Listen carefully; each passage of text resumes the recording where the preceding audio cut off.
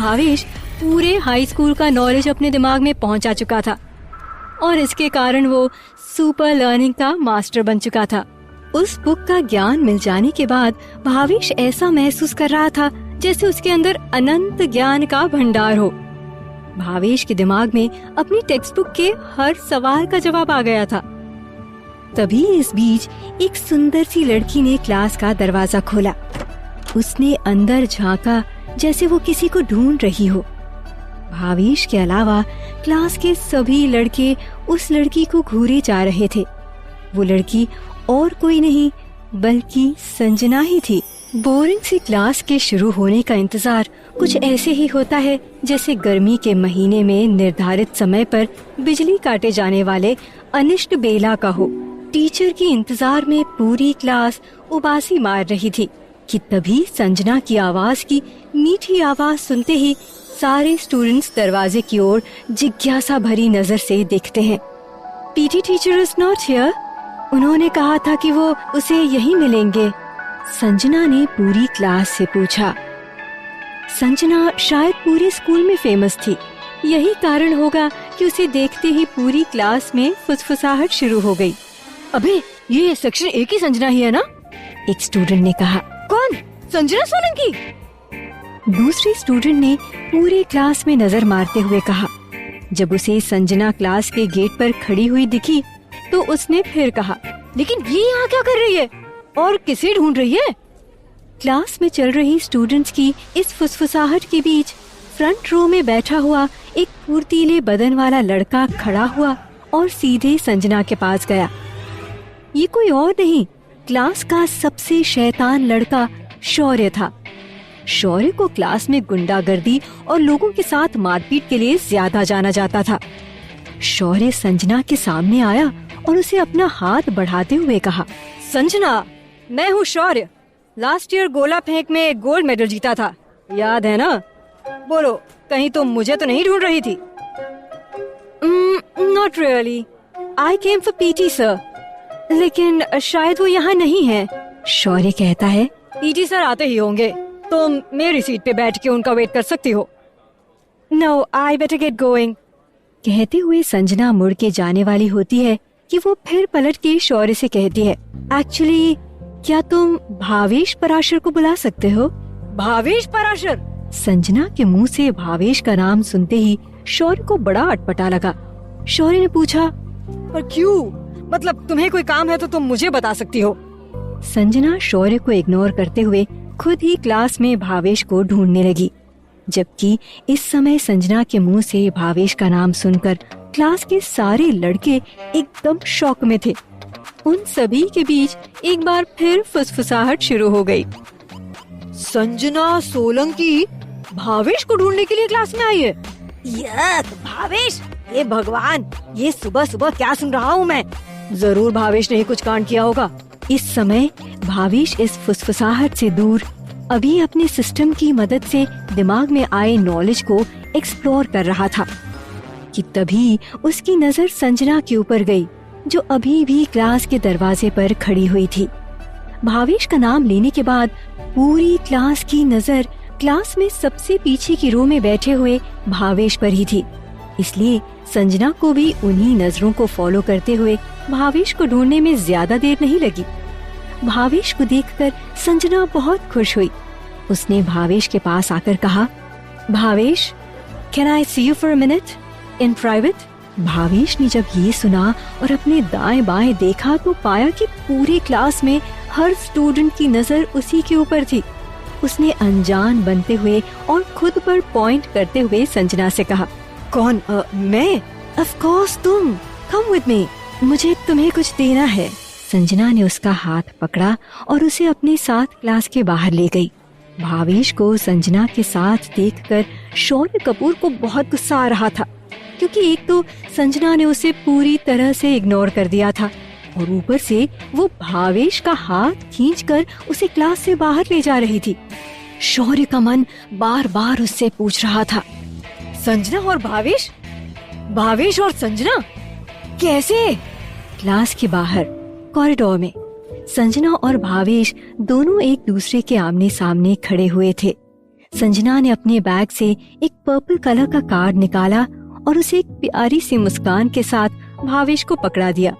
उसने कहा, कल मेरा 18th बर्थडे है, तुम मेरे बहुत खास हो, इसीलिए मैं तुम्हें अपने बर्थडे के लिए इनवाइट करना चाहती हूँ। जब भावेश ने ये सुना तो वो थोड़ा हिचकिचाया। उसने तुरंत ही वो इनविटेशन अपने हाथ में ले लिया। संजना का ये डर था कि कहीं भावेश उसके बर्थडे में आने से मना न कर दे, इसलिए उसने जैसे ही भावेश के हाथों में इनविटेशन कार्ड दिया, वो ये कहना नहीं भूली कि तुम्हें मेरे बर्थडे में हर हाल में आना है भावेश। भावेश संजना से कुछ कहना चाहता था, लेकिन संजना तुरंत ही उसके सामने से चली गई। भावेश ने अपने हाथ में रखे हुए उस इनविटेशन कार्ड को देखा, उसे खोला और मुस्कुराने लगा। क्लास के बाहर भावेश हाथ में संजना के बर्थडे का इनविटेशन कार्ड पकड़े हुए उसे जाते हुए एकटक देख रहा था।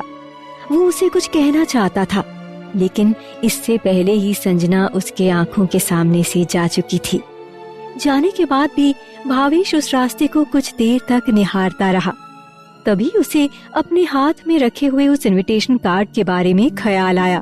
उसने तुरंत उस कार्ड को खोलकर पढ़ना शुरू किया। संजना के नाम के साथ ही उसके पापा का नाम भी लिखा हुआ था, संजीव सोलंकी। भावेश को उनका नाम जानकर बड़ा ताज्जुब हुआ, क्योंकि संजीव सोलंकी यानी संजना सोलंकी के पिता बड़े बिजनेस टाइकून होने के साथ साथ साउथ बॉम्बे के एक वार्ड के MLA भी थे। हालांकि भावेश को ऐसे गॉसिप करना बिल्कुल पसंद नहीं था, लेकिन उसने कई बार शहर के बड़े बड़े बिजनेसमैन, पॉलिटिशियन और सेलिब्रिटीज के बारे में सुना हुआ है। संजीव सिंह सोलंकी उन्हीं लोगों में से एक बड़ा नाम था। ये जानने के बाद भावेश ने एक बार फिर अपना सिर ऊंचा किया, उस ओर देखा जिस तरफ संजना गई थी, और उसने वापस अपने कदमों को क्लासरूम की ओर मोड़ लिया। जैसे ही भावेश ने क्लास के अंदर कदम रखा, 2 हाथ तेजी से भावेश की ओर आए और उसे पूरी ताकत के साथ दीवार की ओर दबाने लगे। उन दोनों हाथों ने भावेश की कॉलर को पकड़ा हुआ था।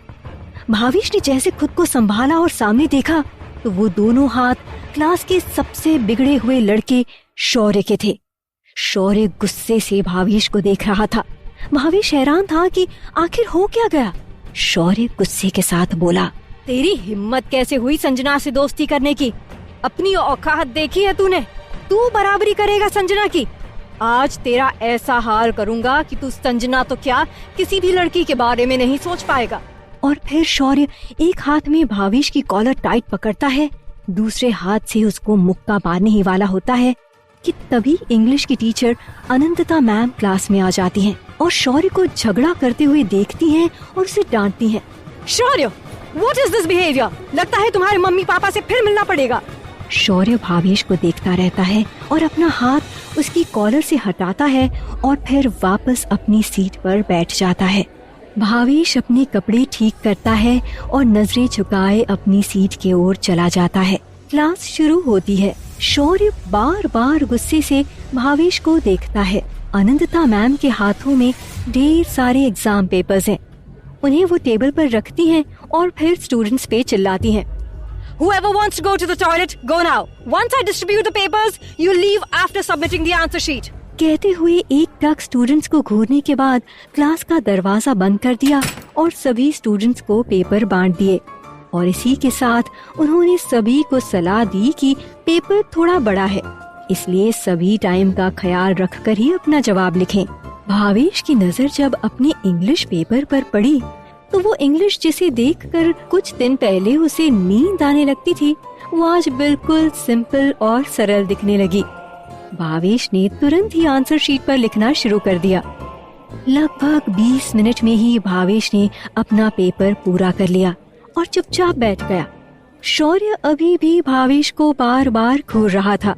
उसे शायद कुछ भी नहीं आता था और उसके मन में बस संजना का ख्याल चल रहा था।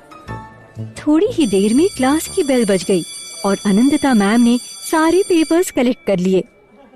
सब क्लास के बाहर जाने लगे। शौर्य को बहुत जल्दी थी बाहर जाकर भावेश को सबक सिखाने की, पर इससे पहले कि वो अपनी सीट से उठता, अनंतता मैम ने उसे पकड़ लिया। शौर्य, you haven't written a word. Mr. Gola Fink Champion, अगर कुछ आता भी ना हो तो एटलीस्ट कुछ फेंक तो सकते हो। ये भावेश ने सुना और उसे हंसी आ गई। शौर्य ने ये देखा और गुस्से से भावेश को घूरने लगा। भावेश फिर क्लास से बाहर चला गया। आनंदिता मैम कुछ देर शौर्य को डांटती रहीं और फिर क्लास से चली गई। मैम के जाते ही शौर्य गुस्से से बाहर गया और यहाँ वहाँ देखने लगा। ये भावेश का बच्चा कहाँ गया? आज अगर हाथ आ गया तो हड्डियाँ तोड़ दूंगा उसकी। बहुत उड़ता रहता है। वहीं भावेश हॉस्पिटल की ओर जा रहा था कि मार्केट से गुजरते वक्त उसके सर में फिर वैसी ही बिजली की तरंग दौड़ पड़ी और उसे तेज दर्द हुआ। भावेश ने एकदम से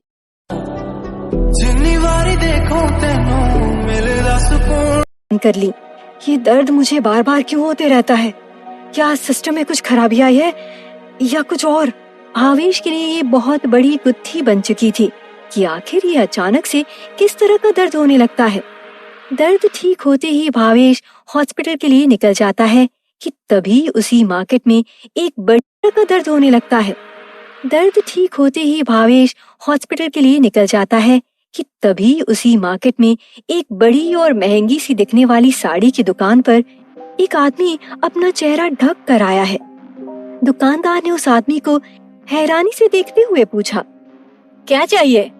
उस आदमी ने दुकानदार से कहा, सबसे महंगी साड़ी दिखाओ। दुकानदार ने उस आदमी के हुलिये पर नजर मारी। वो दिखने में कोई गरीब सा इंसान नजर आ रहा था, इसलिए दुकानदार ने उसे एक सस्ती सी साड़ी दिखाई। साड़ी देखकर उस आदमी ने दुकानदार से पूछा, कितने की है? दुकानदार ने जवाब देते हुए कहा, 500 रुपए की। ये सुनते ही उस आदमी को गुस्सा आ गया और उसने गुस्से भरी लाल आंखों से दुकानदार को देखते हुए कहा, जब महंगी साड़ी दिखाने को बोला तो महंगी साड़ी दिखाने को मांगता है, समझा क्या? पर दुकानदार उसे महंगी साड़ी नहीं दिखाता। आदमी का गुस्सा बढ़ता गया और गुस्से में वही काउंटर पर रखे कंप्यूटर पर उसने हाथ रख दिया और ऐसा करते ही उस कंप्यूटर में एकदम से सर्किट उड़ने की आवाज आई और कंप्यूटर धड़ाम से ब्लास्ट हो गया। दुकानदार और वहाँ काम करने वाले लोग डर के पीछे होने लगे। फिर उस आदमी ने दुकानदार की मोबाइल को छुआ और उसकी स्क्रीन ब्लास्ट हो गई। ऐसा लग रहा था जैसे वो आदमी एक वायरस था जो चीजों को छूते ही उन्हें तबाह कर देता था। उस आदमी ने फिर उस दुकानदार से सख्त आवाज में कहा, सबसे महंगी साड़ी। दुकानदार ने तुरंत डर से सबसे महंगी साड़ी निकाल कर दी और वो आदमी उसे लेकर वहाँ से चला गया। उसके जाने के बाद सब एक दूसरे को हैरानी से देखते रह गए कि अभी अभी यहाँ क्या हुआ। वो आदमी साड़ी लेकर एक सुनसान गली में आया और उसने चेहरे पर बांधा कपड़ा निकाला। ये पुन्नू ही था। पुन्नू उस साड़ी को देखकर खुश हुआ। तभी उसके दिमाग में कंप्यूटर की आवाज आई, टास्क कंप्लीटेड, अब उस टारगेट को खत्म करना है। पुन्नू ने सिस्टम से पूछा, टारगेट?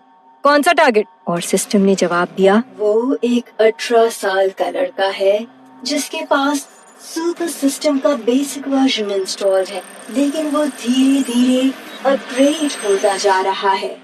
अगर उसे खत्म नहीं किया गया तो वो तुम्हारे सिस्टम को खत्म कर देगा।